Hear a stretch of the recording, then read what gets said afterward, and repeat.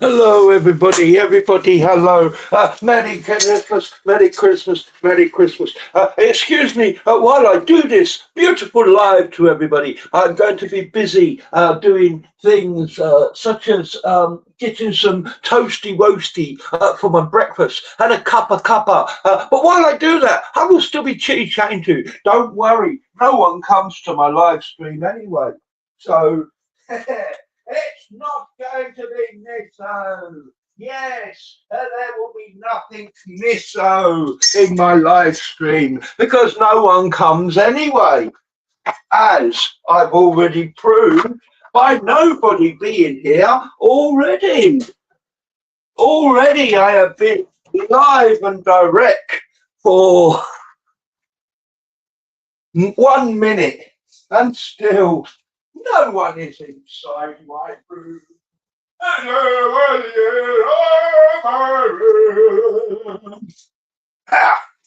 If it's a Yankee Doodle Dandy, let's thousands of us go to the Yankee Doodle Dandy room to listen to the Yankee Doodle Dandy speak. Christian from Britain, nothing. Anyway, let me continue. Today's stream is just a quick one because I want as many people to watch as possible on why Muslims are so scared of anybody talking about their religion. This includes the Quran, Allah, Muhammad, the Sahaba, the Hadiths, the Tafsirs, Sharia, anything at all. They literally poo their panties and they run screaming to their mummy and daddy, that man is being nasty speaking about Islam, stop him. Now, if you have a true God and you have a true book from God and you have a true prophet, what are you so scared of, Muslims? What exactly scares you so much about anybody asking any question about it? You're not even allowed to do so yourself. Your own book restricts you from asking questions about your own religion. What a weak, wishy-washy, absolutely pathetic religion you really have. Well, of course, it would be nice if there was a muzzo to come and defend their weak, a wishy-washy religo. I don't think there will be. You know, no muzzo ever can defend against I and I. No muzzo ever tries to defend against I and I. They get me constantly bananaed on TikTok, okay? And of course, this is where the majority of my proof comes from that they're so scared about their religion. TikTok. For 5 years, I've been doing TikTok, and every single stream, I get a restriction or a banana for doing nothing, just because they mass report it. And the moderators are Muslim. You know, again, what are you so worried about, Islam? What are you so worried about, Muslims? If your God is real, if your God is really the all-powerful, all-knowing, almighty God, you shouldn't have to worry about anything or anyone asking any question about him or the book he wrote, the Quran. And yet it's completely the opposite. You are all absolutely petrified, absolutely terrified of questions being asked about your book. And not only are you petrified and terrified about questions being asked about your book, in the 6 years I've been critiquing Islam, I've noticed you can't answer a question. Not even a basic, simple question can you answer. It's absolutely impossible for you to answer even a basic, simple question. Like, what does Allah look like? What does Allah's shin look like? Basic, simple question. You can't answer it. Why did Mahomo meet Angel Gabriel in a dark, dingy cave? Basic question, you can't answer it. How did Mahomo know it was Angel Gabriel? Basic question, you can't answer it. How does the sun set in a muddy boiling spring? 1886 at the Quan. Basic question, you can't answer it. How do women produce sperm from their breasticles to produce a baby? Basic question, you can't answer it. I mean, seriously, there's no basic question that you can answer. And that probably explains why, you spend your life running, literally running and screaming to every single authority to say, please stop that man from speaking about Islam. Please ban his channel. Please, on this particular app, Utubo, your favorite trick is to request to come up as a guest and then show your willy or any other part of your body, knowing that YouTube will shut the live down because of that. I mean, seriously, what man of God does that? What man of God goes onto a screen where thousands and thousands of people are watching and flops out his sausage to get it shut down, to get them stop them talking about your false God? I mean, seriously. As I say, TikToky is just mass reporting. Okay, TikToky is mass reporting, or what they do also on TikToky is they will go on again as a guest, and they will say the hard N word over and over and over. N. Then they'll follow that with a hard K word over and over and over. K. Then they'll follow that with a hard R word over and over and over. R. Words are automatically banned on TikToky, and they never get banned. And yet I've had that happen on my TikTok channels over the 5 years, about estimated roughly around 300 times.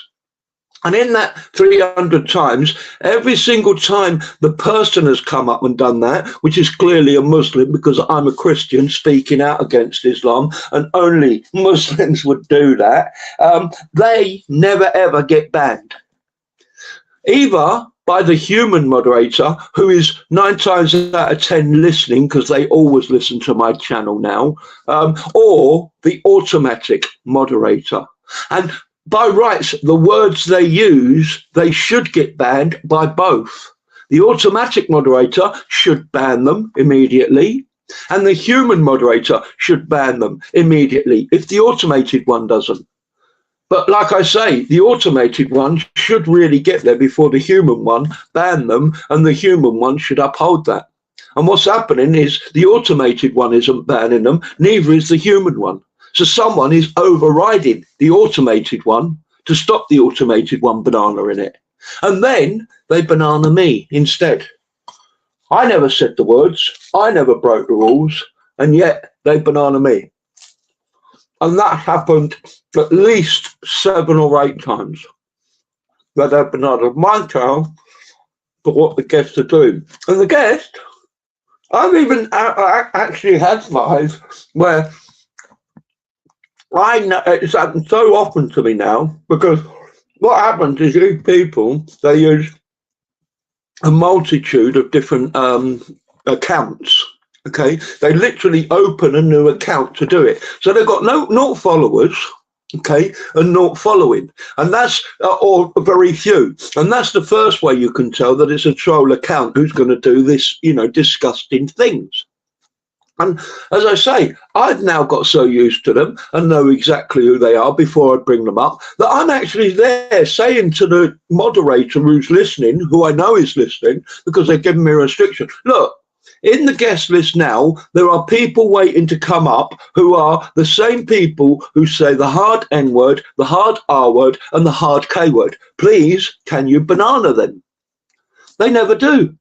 They never do. I bring them up. They say the words, they still don't banana them. I have to end up blocking them. And so even after I've told the TikTok moderator, like I say, who I know is listening, they still don't banana the Muslims who break the rules. Yet, at the top of the hat, they restrict or banana the Christians for not breaking the rules. Even Christian Prince, he did his show Christmas Day. Allah and Christmas or something like that, you know, it was called. Go check it out. Very good video. And it was on a gentleman who came to Wembley Stadium in 2005. Shake Ali Shuli Luli Ali Lula, shake banana milk, shake chocolate milk, shake strawberry milk. Can't remember the geezer's name exactly, you know, but it was Shaky Shake something. And it was on a subject called Mawlid, Mawlid. Big conference, Wembley Stadium, thousands of muzzos went. And literally, he was talking at one point for, you know, I don't know how long, but by the look of it, it was quite a long time, on the Muslims drinking Muhammad's urine. And being told, you know, they would go straight to heaven because they drank his urine. Being told they were pure and nothing could affect them, you know, because they drank Muhammad's urine. And this became a big thing, apparently. People tried to drink the piss of Muhammad. Okay? And here, all Christian people are doing was reciting what this shaky shake says. And that's what the shaky shake was saying. If you drank the wee of Muhammad, you would go straight to heaven. If you drank the wee of Muhammad, you'd be saved from being ill or anything.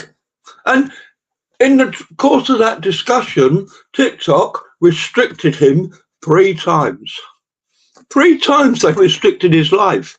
And he never said nothing. He never did nothing that was against their guidelines or rules, other than talking out against Muhammad and this shaky shake and Islam, and pointing out how ridiculous it is to say that, you know, just because you drink the wee of some geezer, you know, that's going to give you some special benefit.